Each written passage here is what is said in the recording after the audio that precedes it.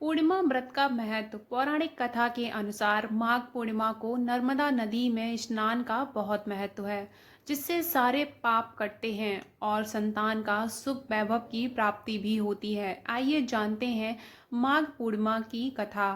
किसी नगर में धनेश्वर नाम का एक ब्राह्मण रहता था। उसकी पत्नी रूपवती, पतिव्रता और सर्वगुण संपन्न थी। बस दुख था तो सिर्फ इस बात का कि उनकी कोई संतान नहीं थी।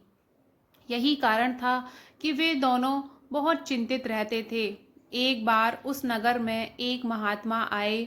वो नगर के सभी लोगों से दान लेते थे, लेकिन धनेश्वर की पत्नी जब भी उन्हें दान देने जाती तो वो उसे लेने से मना कर देते थे।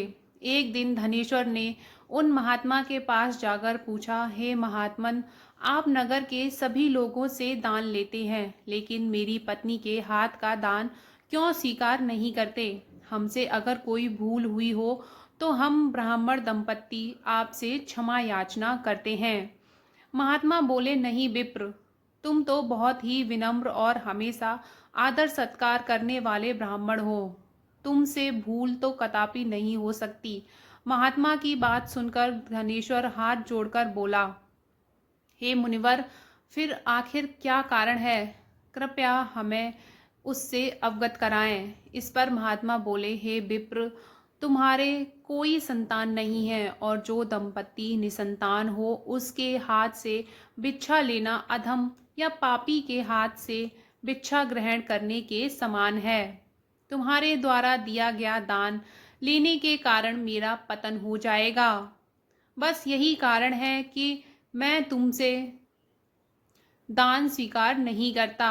महात्मा के ये वचन सुनकर धनेश्वर उनके चरणों में गिर पड़ा और विनती करते हुए बोला, हे महात्मन, संतान ना होना ही तो हम पति पत्नी के जीवन की सबसे बड़ी निराशा है।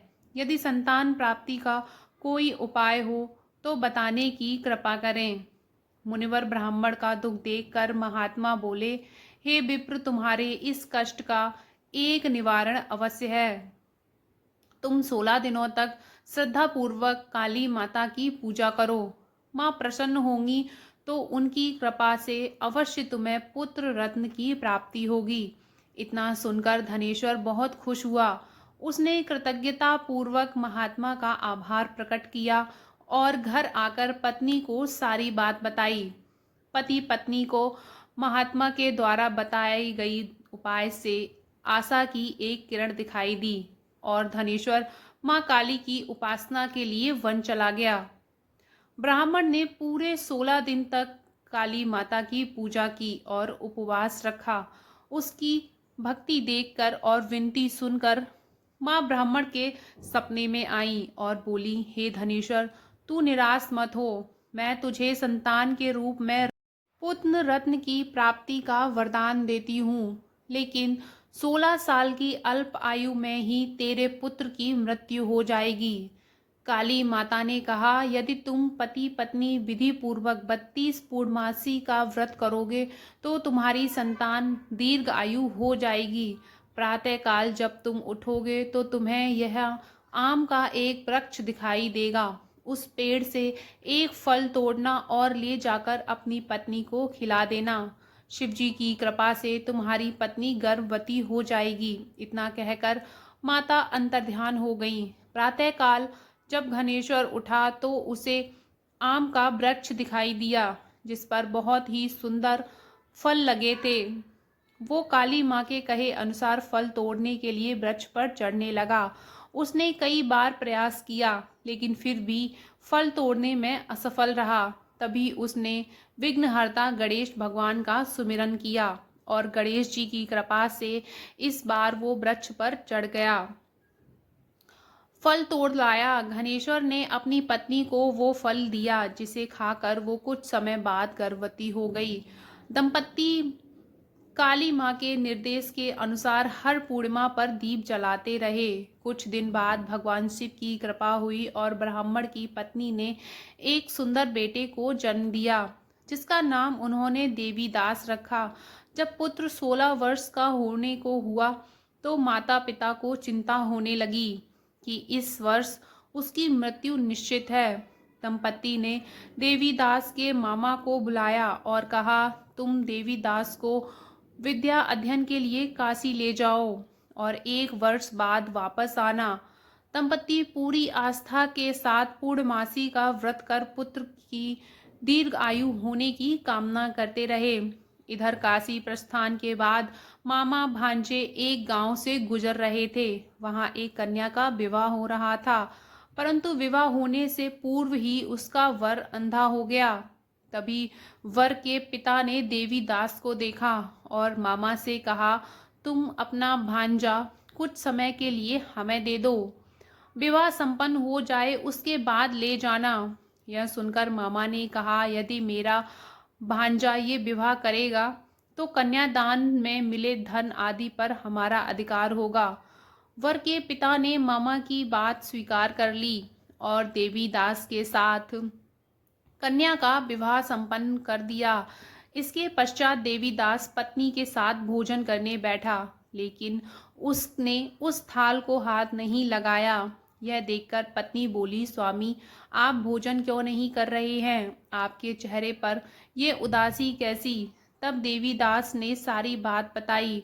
यह सुनकर कन्या बोली, स्वामी मैंने अग्नि को साक्षी मानकर आपके साथ फेरे लिए हैं। अब मैं आपके अलावा किसी और को अपना पति स्वीकार नहीं करूंगी। पत्नी की बात सुनकर देवीदास ने कहा, ऐसा मत कहो, मैं अल्पायु हूँ। कुछ ही दिन में 16 वर्ष की आयु होते ही मेरी मृत्यु निश्चित है। लेकिन पत्नी ने कहा, जो भी उसके भाग्य में लिखा होगा वो उसे स्वीकार है। देवीदास के बहुत कहने पर भी जब वो नहीं मानी तो देवीदास ने उसे एक अंगूठी दी और कहा, मैं विद्या अध्ययन के लिए काशी जा रहा हूँ, लेकिन तुम मेरी जीवन मरण के बारे में जानने के लिए एक पुष्प वाटिका तैयार करो।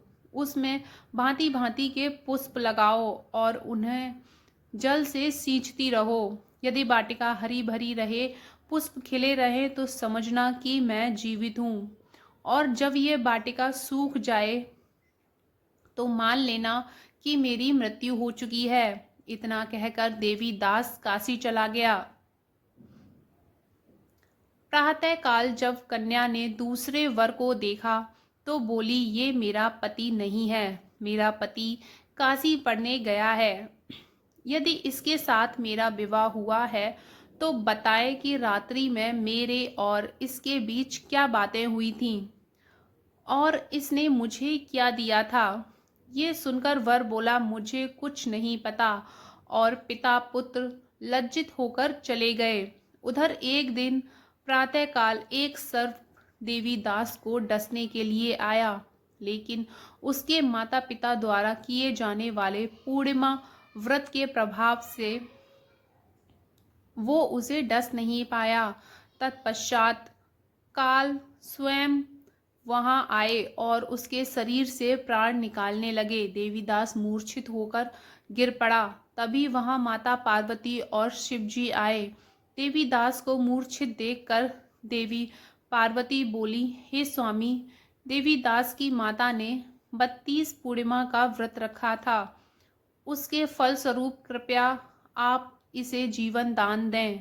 माता पार्वती की बात सुनकर भगवान शिव ने देवीदास को पुनः जीवित कर दिया। इधर देवीदास की पत्नी ने देखा कि पुष्प वाटिका में एक भी पुष्प नहीं रहा। वो जान गई कि उसके पति की मृत्यु हो चुकी है और रोने लगी। तभी उसने देखा कि वाटिका पुनः हरी भरी हो गई है। ये देखकर वो बहुत प्रसन्न हुई।